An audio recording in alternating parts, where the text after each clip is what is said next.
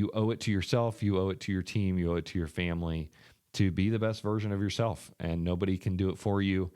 To be able to lead yourself well, to take care of yourself so that you can add into others. We have a great calling as leaders and entrepreneurs and business people to add value to our people, to our communities, to our families. And we can't do it if we're not taking care of ourselves first. So that's what this is all about. This is the Main Street Reimagined podcast, a show for people ready to turn visions into realities and ideas into businesses. Hey, I'm Luke Henry, and each week I lead conversations with Main Street dreamers who took the leap to launch a business, renovate a building, or start a movement. Their ideas, their mindsets, and their inspirations, as well as some of the highs and lows along the way. This is a place for dreamers, creators, developers, and entrepreneurs to learn, share, and be inspired to change your community through small business. Enjoy the show. Hey friends, this is Luke Henry, and this is the Main Street Reimagined podcast. Thanks so much for being with me again this week. This is episode 43, and I'm really happy that you swung by to check it out. So this week, I am going to be doing a continuation of the episode from last week. So if you didn't listen to last week's episode on self-leadership and self-care, I invite you to press pause on this one, go back to that one and listen to it first, because this is going to build upon that. I got a lot of really great feedback from folks reaching out saying, hey, this resonated with me. I needed to hear some of these things. Maybe I didn't want to hear some of these things, but I need to hear some of these things. Or they're asking kind of follow-up questions or asking me to share a few tactics. And so I thought, well, if some people are asking that, and this has been one of our most downloaded episodes in quite some time, so I think that means that you're sharing with some friends and family members that maybe need to hear this episode. So if you haven't already shared it, I'd certainly appreciate and again, invite you to do that. Share last week's episode with somebody who could really learn something from some of the things that I shared. And then again, this week's is going to build upon that. So I look forward to this ongoing conversation. And as always, invite your continued feedback and really appreciate hearing from you and letting me know where this is hitting, how it's resonating, if there's things I missed, if there's follow-up questions that you have, and that can inform ongoing conversations. So I am looking forward to having a little more conversation about self-leadership and self-care. This is part 2. We're going to go a little deeper on some of these concepts and hopefully fill in some gaps in maybe some of the information I shared, or maybe get a little more tactical about how to try to incorporate these things in your life. And then hang around till the end. I'm also going to share my top 10 reading list from kind of looking back in my archives the last 3 years, things I've read that have really informed particularly these points of conversation. If you want to go deeper and listen to audiobooks or read hardcover books about these topics and really become a student. So I'd encourage you to hang around till then. I'll give you that list. So here we go. Last week we talked about the rain barrel analogy, and hopefully that resonated. I know a lot of people told me that it did. And in ways that you're finding to empty your barrel. Another way of thinking of this, maybe you've heard the saying that you can't pour from an empty cup. And as leaders, as entrepreneurs, we are parents, we're leading businesses, we're working with others and in nonprofits and maybe our faith community or wherever we're needing to show up, and we want to be able to pour into others. We want to be good leaders, and if we're not leading ourselves well, if we're not filling up our own cups or emptying our barrel, I guess, at the risk of mixing metaphors here, the bottom line is we're not going to be able to be effective like we want to be. And so hopefully last week's and this week's concepts are going to be what are going to help you show up the way you want. And again, I'm sharing from my own experiences, my journey that I've been on, especially over the last few years, to really level up in some of these areas, and just sharing what I've learned along the way, some places I've stumbled and where I'm trying to get back up and do better. So I'll go in the same order and just kind of add a little more commentary to the different things that I shared last week. So the first was tribe and community. We talked about how we can get involved with like-minded people. And man, I just wanted to start here again. I think that so much can be gained from this particular pillar of really trying to find people that you're able to pour into and that are able to pour into you.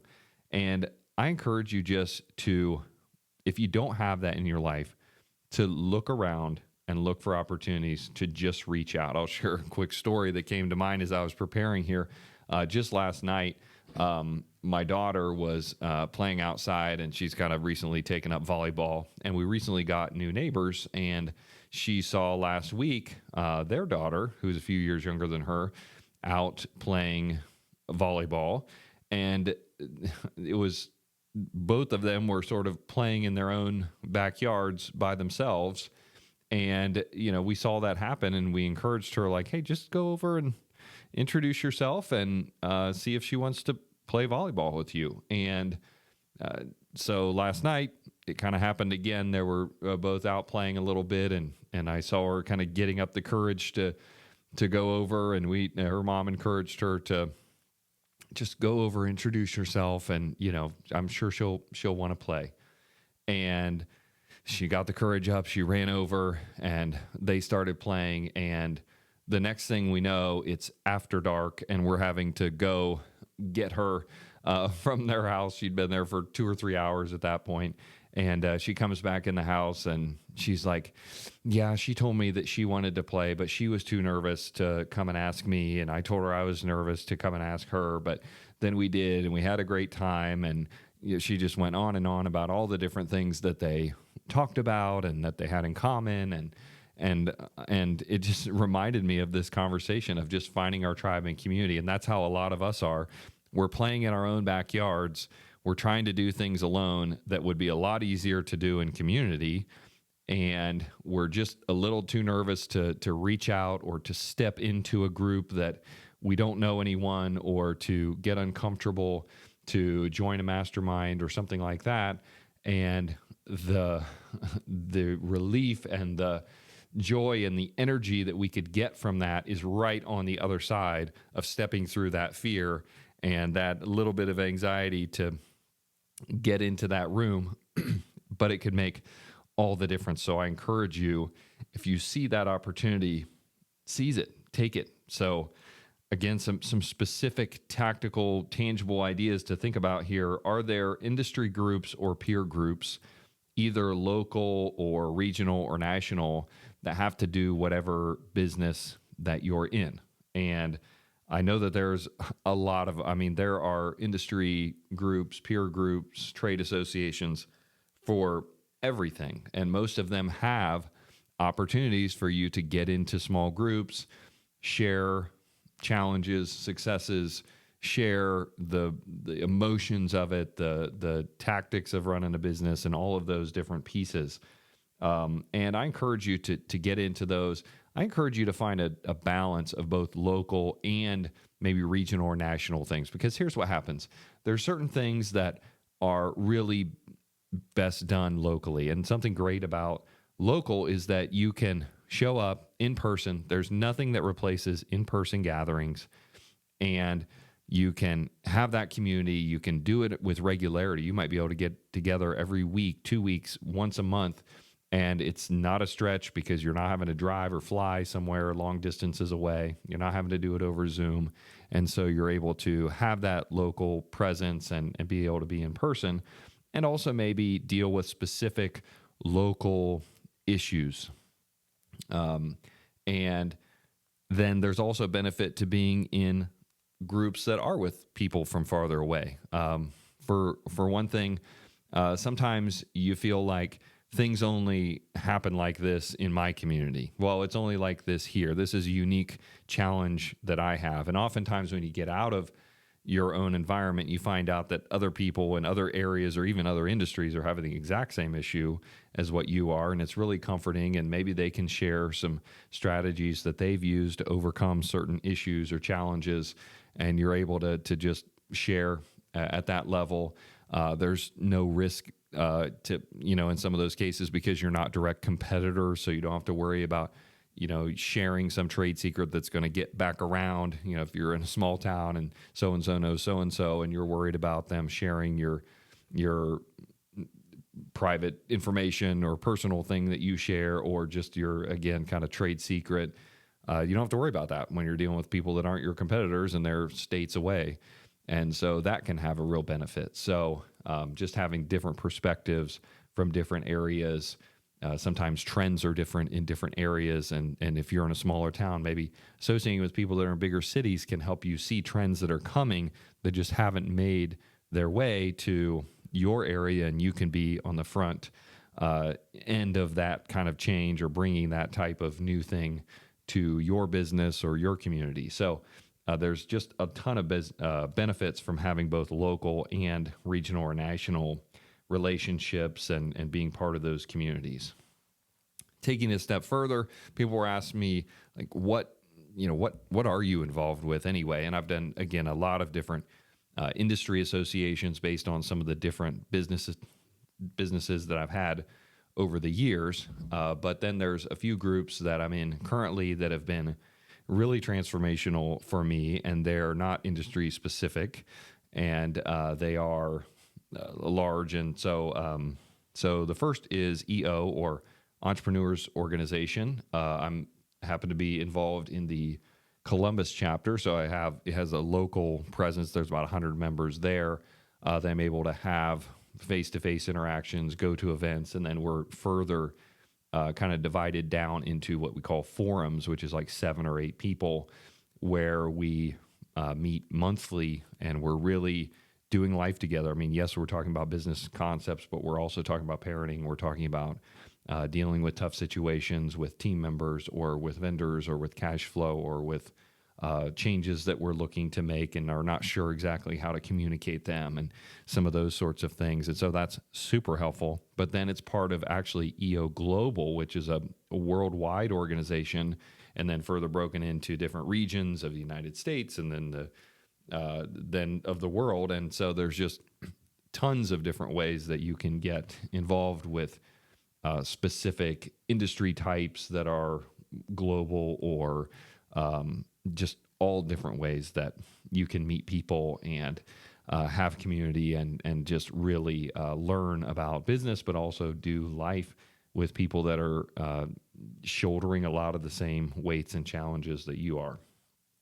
Another that I'm involved with is called GoBundance, and that is an organization that is also, it's national, and it has certain entry requirements and everything, but is a lot of entrepreneurs, real estate investors, people that are doing big things, and there's some really heavy hitters and some really impressive people, smart people, successful people that are involved in that group that I've been able to learn from. And that's one of the things, is that these mastermind groups are not typically inexpensive to be involved with. And there's some that are hundreds of dollars to be involved with. There's some that are tens and tens of thousands of dollars to be involved with, and everything in between. But what they do is they get you involved with people that are interested in growing, in getting better, in really mastering what they're doing. And oftentimes they're really interested in like all different areas of life, and not just being good in business or successful financially, but they're really looking at being, for example, in GoBundance, there's 7 pillars, and they're not just financial. And so health is a pillar, family is a pillar, relationships. So having those other areas where you're learning from people that are excelling in those areas is so important, has been so valuable for me. And just nothing is going to level you up more than being with people who are smarter than you, more successful than you. To me, that has just, it has raised my view. And so if I was looking and thinking that this was possible, I get around people that are doing 2, 3, 10x that, and I think, oh, wow, okay, there's more that's possible. And so it just raises my viewpoint, my mindset, and my vision that I can see broader, bigger, and it really has helped me to think differently, to think bigger, and to do better. And so, though that's invaluable in my life, and so it's been a big time investment for me. And so, again, I say investment. As business owners, we are often looking at things in terms of return on investment. And some people might say, well, I'm not going to like spend money to go and, be in a mastermind or go, just be part of a group and talk to other people. But when you look at it from the standpoint of investing and the return on investment that has given, I mean, me to be involved in things financially, relationally, spiritually, with my health. I mean, just all different areas where I've gotten to level up by being around people that are really excelling in those areas, again, has just been invaluable and has brought a ton of return on that investment to my life. So highly encourage, and those are some very specific things and some ways that I've in particular have taken advantage of opportunities with tribe and community. So up next, sorry, I had to take a little drink, is sleep. So got a lot of questions on this. And so going to share some additional info here and a couple of things that I didn't necessarily mention that I wish I would have, and then also going a little deeper on some things. So first is with tracking. People say, is Oura Ring the only way that you can track? No, there's lots of other options. I've seen some different like third-party testing. Aura tends to be like the best or one or two on all the tests that I've seen. So for me, if other things are held equal, costs are similar and so forth, I'm going to go with what I'm seeing is giving the best, most accurate results. And I've seen that. But some people are like, I don't want to wear a ring. What are other options? Okay. Smart watches are an option, and you may already have one that has some functionality built in. Maybe it's not perfect, but it's a whole heck of a lot better than doing nothing. So you could start there. There's also the Whoop band that I know some people that use, and it is also pretty accurate.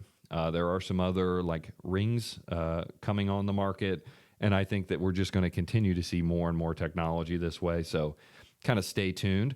But I've been, as I mentioned, really happy with my Oura Ring. They continue to come out with new features and tracking things on the software side. So the app is really robust and shows a lot of information and can actually like track things. It'll tell me that it senses that I might be getting sick before I actually get sick. So just things like that are really fascinating as you start to dig in and use this information.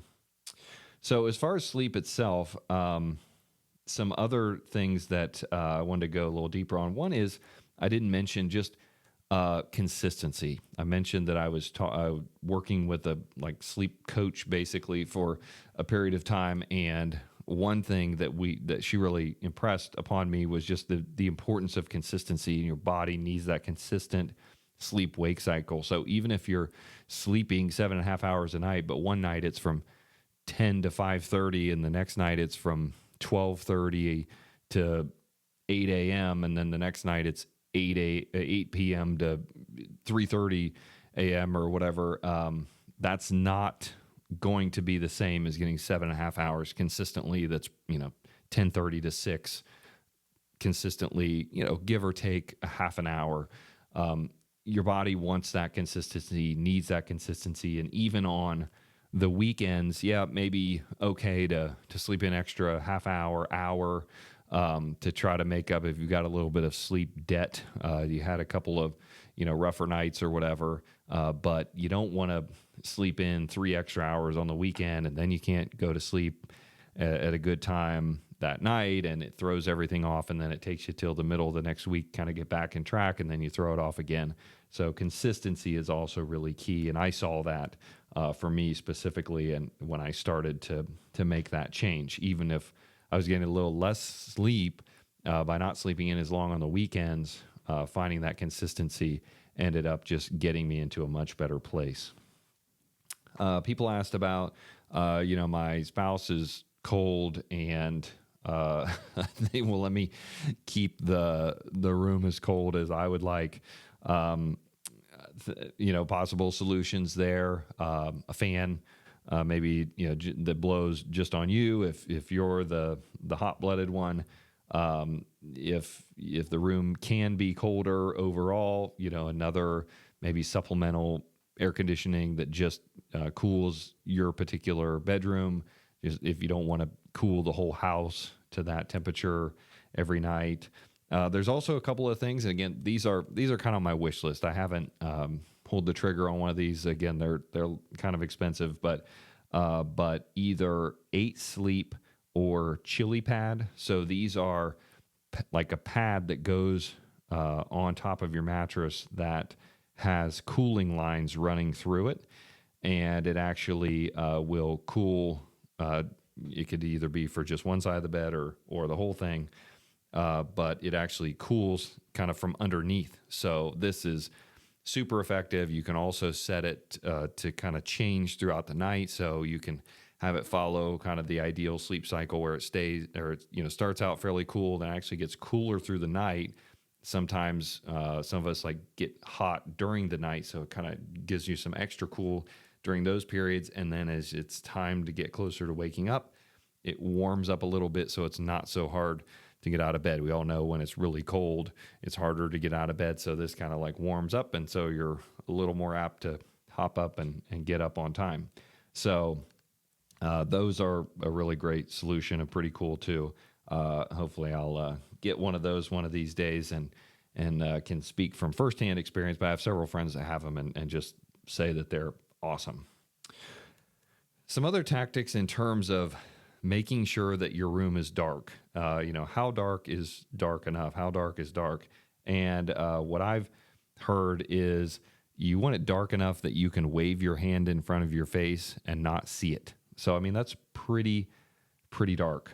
So things like improving your window coverings, getting truly room darkening blinds or curtains, making sure that you're not getting any light coming in that way. If you need to put a towel or something up to your door, if there's a bunch of light coming in underneath, closed doors that are left open, turn your digital clock around. If you still have a digital clock that's making light, actually turning it around, and so it's not facing you. It might just be facing the wall or something, and so you don't see it. It sounds so silly, but that actually made a really big difference for me. I know that some of these things are weird, and I never profess not to be weird. So just sharing this, and hopefully it helps somebody, though. I shared the 3-2-1 principle. I actually have heard an expanded version of that, which is 10-3-2-1. So I wished I would have shared that. 10-3-2-1 is no caffeine 10 hours before you go to bed. And again, for some of you, that might be like a totally new concept, but caffeine actually has a half-life of about 5 hours. And so 5 hours after you drink caffeine, half of it is still circulating through your body. So we know that if you've got caffeine in your system, you're not going to you might be unconscious, but it doesn't mean that you're getting the highest quality sleep. So to actually try to have your last caffeine 10 hours or so before you go to bed could be a really meaningful change for somebody. So I wanted to mention that as well. And of course, then the 3-2-1 is no food or alcohol 3 hours before, no work 2 hours before, no screens 1 hour before. So, yeah, really meaningful. Not easy to do, but a really meaningful change, and I've experienced that personally. And then the last thing I was going to mention is just like something I've noticed in myself is just sometimes I just, when I have trouble sleeping, I just recognize that like I didn't move enough during the day. I'm not tired enough like physically to get really good sleep. And so that kind of ties in with our next one, movement, but just making sure that, if you're having some trouble getting to sleep or just, feeling tension, like maybe there needs to be more physical movement during the day, and maybe that could really help you sleep better. So yeah, moving into movement, the next one here. So some specific kind of additional detail there. I didn't necessarily mention like, kind of what's, what I found or what I've read to be optimal. And that is like, if we're talking, if we're trying to train our cardiovascular system, if we're trying to do strength training, really a minimum of 3 days a week. So exercising a minimum of 3 days a week. If we're actually doing a session of whatever that is, running, brisk walking, strength training of whatever kind, at least 3 days a week. Now, I will say that for me, I have found that it's just easier to do it every day. And so I know that sounds maybe counterintuitive. Well, it seems like it'd be easier to do it 3 days a week than every day. But for me, it's part of my routine. I just wake up at the same time every day. Exercising is basically the first thing I do for the day. And it's just easier to do it every day. I don't have to think about what day it is. I just, I do something different. So different seasons, that's changed. Right now, it's like I'm kind of like just in a sort of maintenance mode. I'm not training for any like running races. So I'm doing strength training like 4 days a week, running 2 days a week, and then having one rest day or kind of active recovery. Even on that day, I'll do like a sauna session, a little one-person sauna, or walk, maybe do a little, exercise bike ride or something, fairly easy, but still active, kind of still get the blood flowing for the day. And that way, again, I just need that. I've grown to where I need it. I listen to something positive or educational during that time. And it's just the way that I found I have to start my day in a positive way, just to have all of those elements. I'll mention it at the end, but one of the books that's really informed my morning routine that has set me up for success is the book The Miracle Morning. And if you've not read it, I highly recommend it. But a couple of the pieces there are movement or exercise, and then reading or listening, meditation. There's a whole kind of formula, but that has revolutionized my mornings, and that's what just made movement part of them. That said, it's not the only movement I want to get during the day, and I think that is a really key part.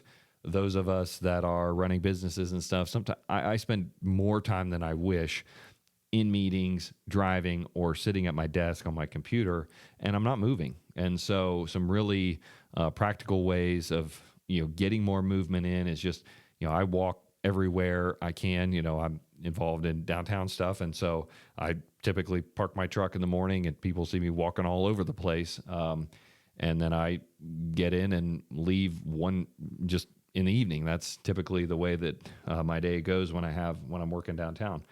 So I get a lot of walking in. I try to take the stairs. I go out of my way to get some extra steps or take the stairs an extra time or two. And again, I know that's weird, but I just feel better. I get, I have a steps goal every day, and it's fun for me, and it's a way to just keep my blood flowing, keep my mind sharp, and keep me energized for the day. Because for me, sitting around, I get sluggish and tired, and I'm not at my best. So, and from a practical standpoint, to 10,000 steps a day. It depends on which study you read, whatever. But either of those points have shown to significantly reduce cardiovascular risk. So, if you're doing this for health, you want to be around a long time, you want to feel your best, you want to be at your best, just walking, just getting movement in during the day is a really great way to do that. You say, I can't do, an hour and a half in the gym in the morning or whatever. No problem. I still encourage you to do something in the morning, even if it's 20 or 30 minutes, but just get a lot of steps in during the day, figure out a way to do that, and you're already going to be a lot healthier. It probably will show with improved weight or other physical, maybe aesthetic type benefits, but it's also going to really help you from a overall health standpoint. So again, tracking, my Ring track steps, my Apple Watch track steps, the Whoop band I mentioned track steps. There's lots of other ways to get that in. There's also a concept called exercise snacks. So it's kind of what it sounds like, and that's just if you can't get longer sessions in, you had to get up early and hop a flight or something. Find some points during the day. Maybe it's once every hour or two to do 20 air squats, do 20 push-ups, do some jumping jacks, whatever, for just that's like a minute or two of movement, exercise. Gets the blood flowing. Like, it's amazing how that will just sharpen your mind, kind of get you back in the groove, and can really help you from getting sluggish and tired and worn out. So movement, some kind of practical ways there.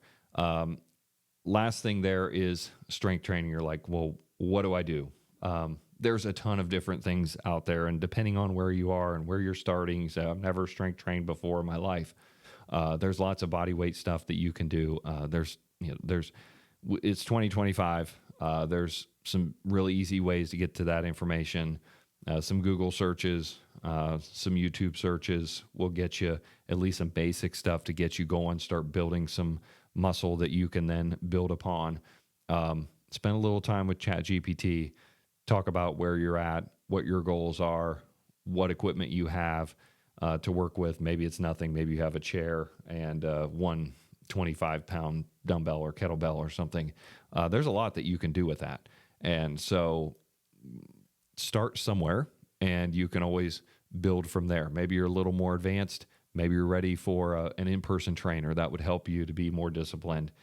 Maybe you just need something a little more advanced, and you haven't thought to engage ChatGPT or just a basic tool to help give you some ideas for some new exercises that are going to work different muscles in a little different way or help you advance to the next level. I challenge you to do that. You're going to be happy that you did, not only from a mental acuity and body standpoint right now, but also your future self from an overall health standpoint is really, really going to thank you. And as we talked about, if you don't have your health, you don't have anything. And so we can't sacrifice our health for our business or for other pursuits because it's not going to be sustainable over the long term.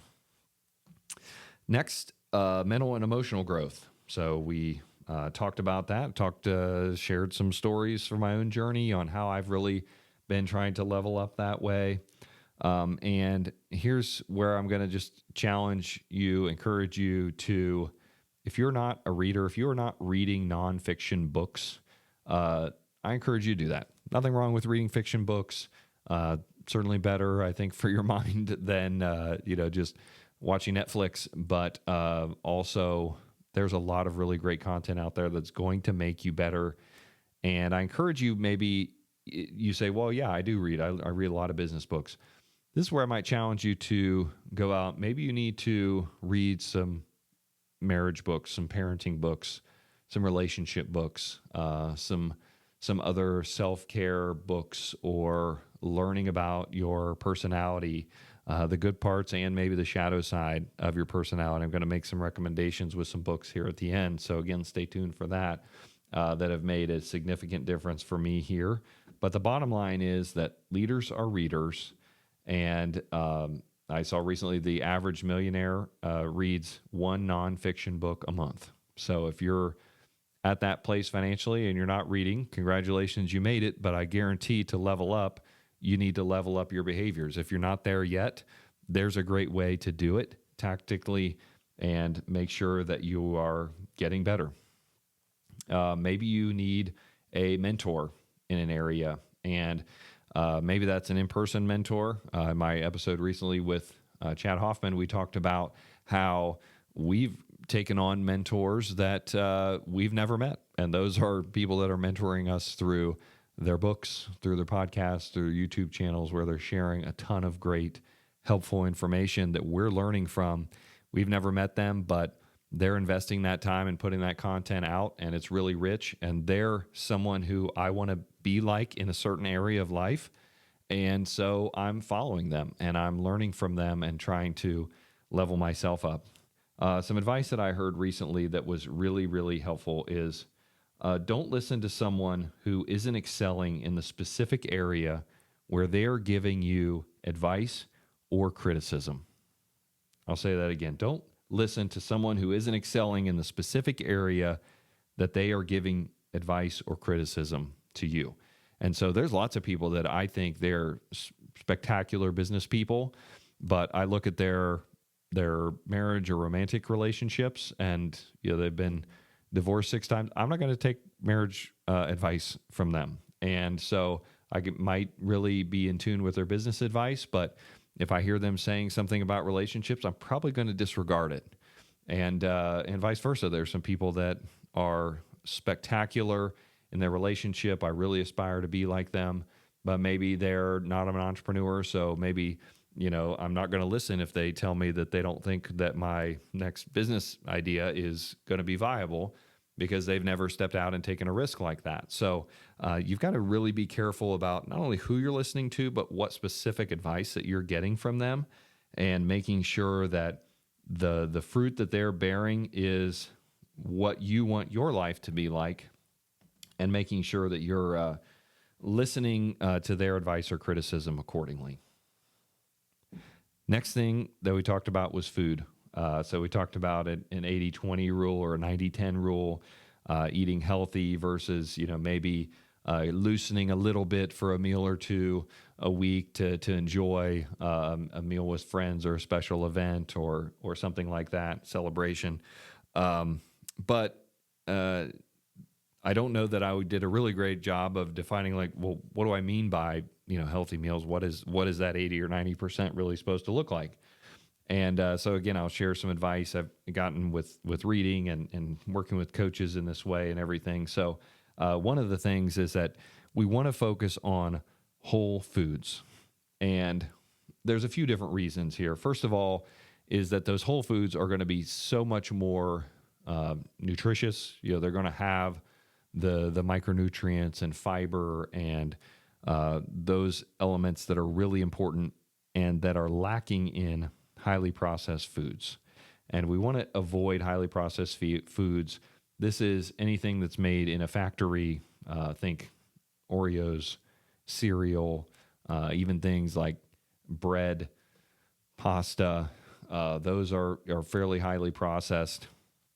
But when we eat whole foods, they're much harder to overeat.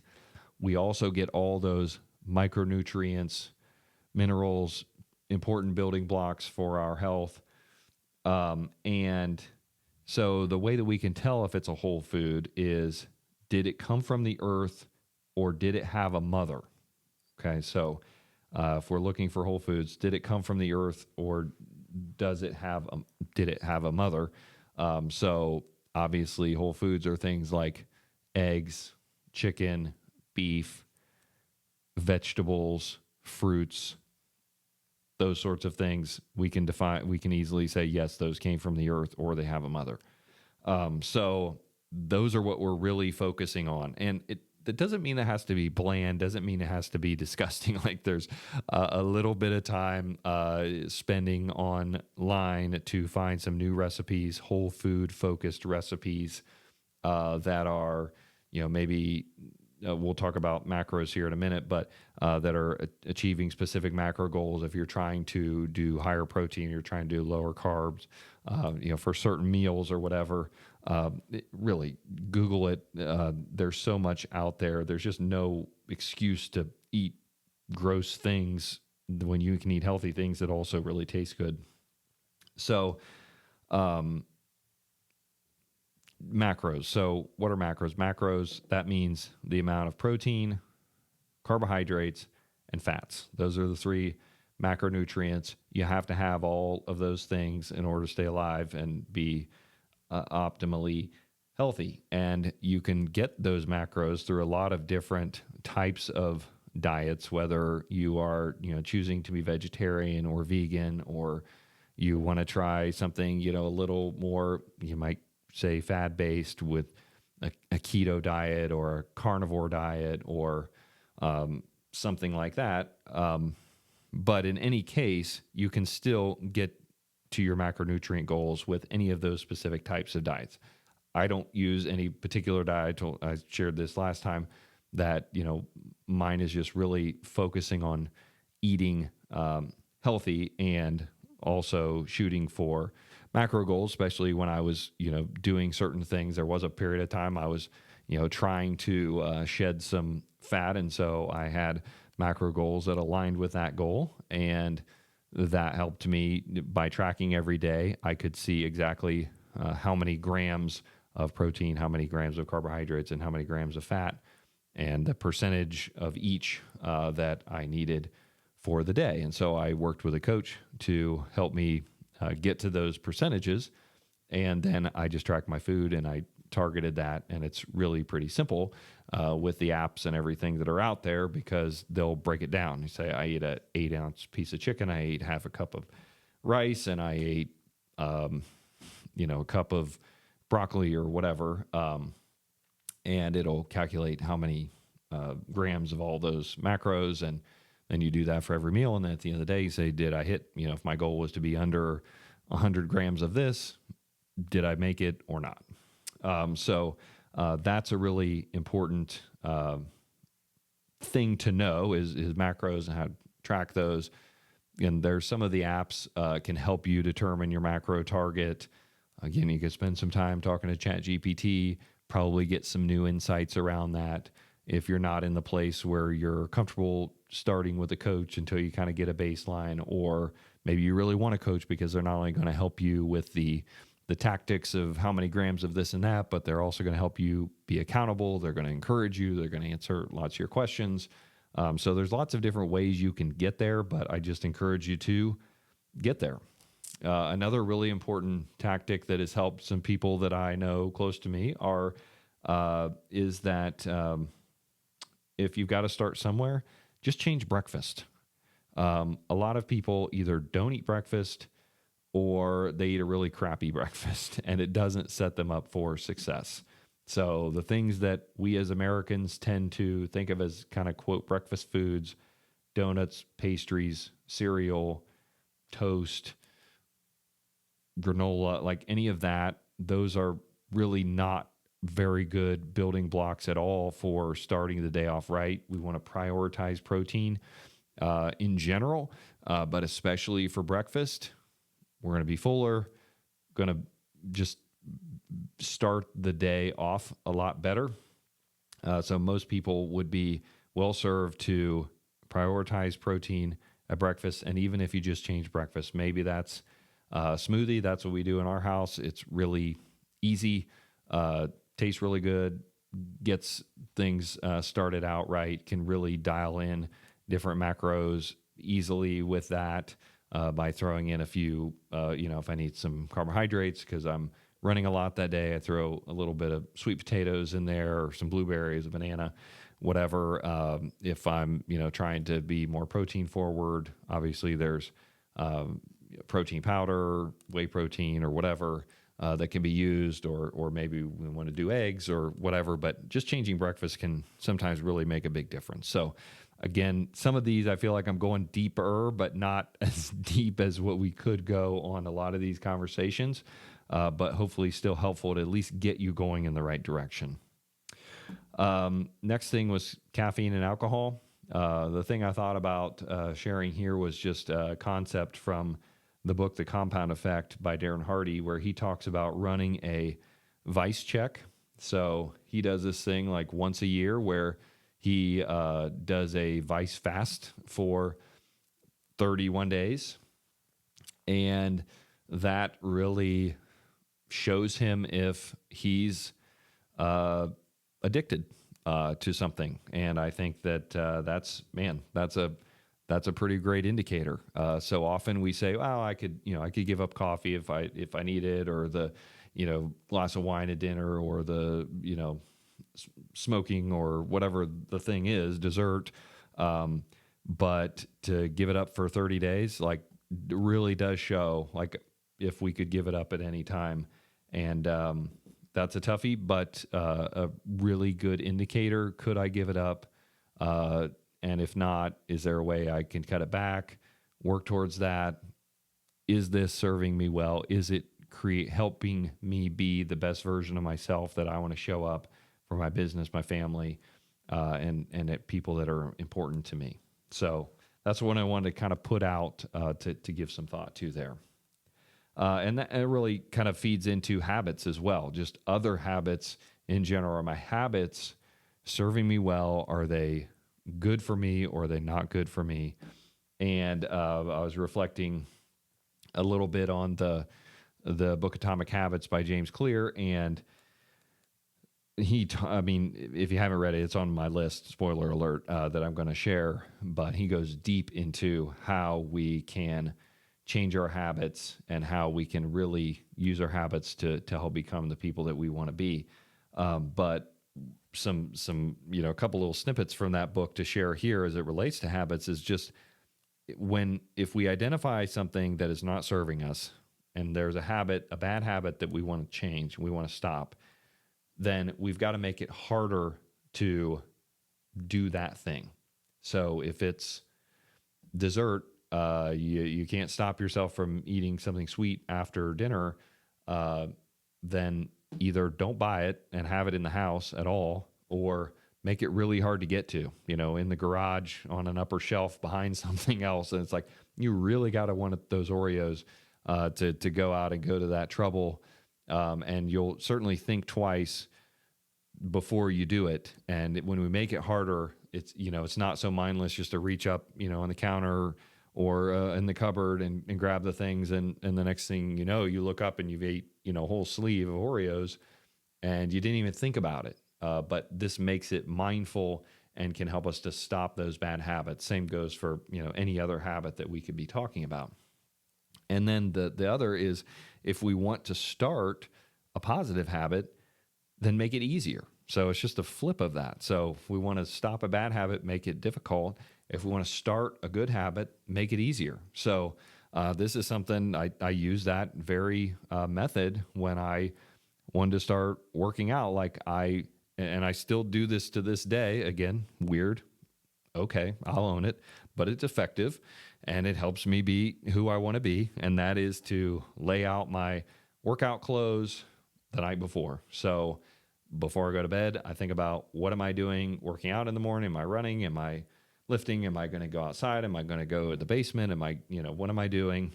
And I'll lay out those clothes. And so once I get up and get going, it's easy for me to just throw those clothes on. And now I'm dressed for the gym or for the run, and I'm already halfway there because I made it easy. I made it simple. I didn't have to think about it. I didn't have to, have my conscious mind overrunning. Oh, I'm tired. Oh, I don't know. It kind of looks cold out today. It's like, I already thought about it. I already knew last night that it was going to be 46 degrees. And so I grabbed the appropriate clothes for that. And so I really have no excuse. And so I'm much more likely to get outside and run if I'm already prepared for it. Time blocking. So we talked about the urgent versus important matrix. And the thing I wanted to add here in terms of tactical thing that we can do is, just for me, I find that I really screw up my time blocking and have the wrong priorities and focus on the wrong things when I'm not building in time in my schedule for just thinking time. And that doesn't have to necessarily be an hour where I'm just staring at the wall. Maybe that's what works for you. Sometimes that's what I need too. But sometimes that's just for me to go out on a run, and instead of listening to an audiobook, I just put on some music, instrumental, maybe it's with words, something where I can just let my mind wander, or I'm going to think about this particular thing while I'm on my run today. And the combination of being intentional about thinking about that thing, the endorphins that are going, the fresh air, the good blood flow and everything has me in the peak frame of mind to be able to think through that thing and try to solve that problem that otherwise I'd be laying in bed all night and thinking about. So how are we scheduling time to think, whether it is sit and stare, doing some movement, getting out in nature, and really one of the best practices that I've kind of been hot and cold on, admittedly. All of these things I've said before are not things that I'm perfect at. I'm trying to improve and get better every day, just the same as you all. But is to schedule like a day a month to do something that's valuable, energizing, or just spending the time planning, thinking about the next month's goals, the next quarter's goals. Where do I really need to be strategic? Where do I need to put my time to get the results I want? What's the difference that's going to make the difference? Not just going every day, grinding hard, but not necessarily stepping back to make sure that I'm moving in the right direction. I'm providing the right strategy and vision and everything for my team so that we're all moving in the right direction. It's so important as a leader that, especially when you have people working around you, that you're taking that time away to plan, to think, to strategize, to vision, and to make sure that you're articulating that to your team. And so blocking that time is so critical. So I've added some additional detail here. I hope this has been helpful. I could go deeper on these things and still would like to. Maybe I will pick some of these in the future, go a little deeper. Maybe you're somebody that I need to have some more conversation about some of these with, and invite those conversations. But before I let you go, I promised you a list of top 10 books kind of along the lines of these particular habits and behaviors and pillars of life that I've been talking about. So here they are, not in a particular order, but books that have really changed me and my mindset and my habits and my behaviors around some of these different parts. So first, The Compound Effect by Darren Hardy. I mentioned that. Really, really fantastic book. I'm having both my kids read it as they're going through their teenage years, understanding how small changes impact our lives. Really, really powerful book. Anybody of any age is going to get value from this. Same thing with Atomic Habits by James Clear. I mentioned that. If you're looking to start or stop particular habits, there is just everything. This is a master class. You will learn a lot, and I believe that you'll be better for it. Next, the book Buy Back Your Time by Dan Martell. Newer guy that I've started following a little bit. Enjoyed this book, particularly good with some time blocking. Also changed my thoughts on some other ways of handling particular parts of my businesses. He's really upped his content he's sharing on YouTube and some other channels that way. Encourage you to check him out, Dan Martell. Next, The Power of One More by Ed Milet. I enjoy Ed. I listen to his podcast sometimes. He's a good thinker. He's a visionary. And this book really helped me from the standpoint of just mental discipline and toughness. And so I believe you'll enjoy it as well. Next, The Road Back to You by Ian Cron. So this is a book about the Enneagram. If you're not familiar with the Enneagram, it is something you can go really deep on, and I did. I worked with an Enneagram coach for a period of time. I read this book and a couple others on Enneagram, listened to some podcasts, like really went down this road, learned a lot about myself and some people close to me about the pros and cons of different types of personalities. Every type has a good side and then a shadow side. And this book helped me a lot in that regard and has helped me have more self-awareness and has helped through some of that mental and emotional growth that I talked about. So the road back to you. Next, I mentioned this also, Miracle Morning by Hal Elrod. Really helped me a lot to craft a really effective morning routine many years ago. This is a little bit older book, 10 years old or something, maybe more than that. And started doing this and have stuck with many of the principles pretty darn consistently through the years. And it's made a really significant difference for me. Next, Sleep Smarter. This is by a guy named Sean Stevenson. I think it's like 21 things that you can do to improve your sleep. I mentioned like 5 or 6. So he goes quite a bit deeper on some other ones. Really good. If you're looking to improve your sleep, this is a really good one. Sleep Smarter. Next, The Case Against Sugar. This is by a guy named Gary Taubes. Man, really changed my mindset around some foods. The toxicity of sugar, the addictive properties of sugar. It's a little scary. I learn about big food, and I'm not a conspiracy theorist or anything like that. It's not that kind of book. I mean, it's scientific. You're learning about sugar, but also the realities of how much sugar is in a lot of foods that you never think about. This is, another piece of food. I didn't mention this, I meant to, but is that just when you start reading labels and seeing like what's in food, super fascinating, kind of scary. But having that awareness can really change some of your behaviors, and I think that's a good thing. Next one is Lovable by Dr. Kelly Flanagan.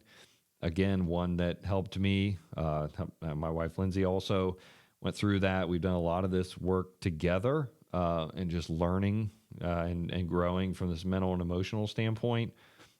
It's a good one. It's hard for a hard driving, task oriented person to kind of like stop and think about feelings and some of that stuff and past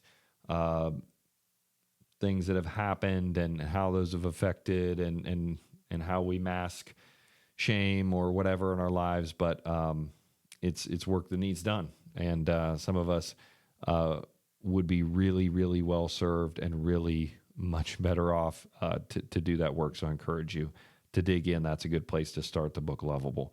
And then lastly, there's one that's called Food, What the Heck to Eat by Mark Hyman.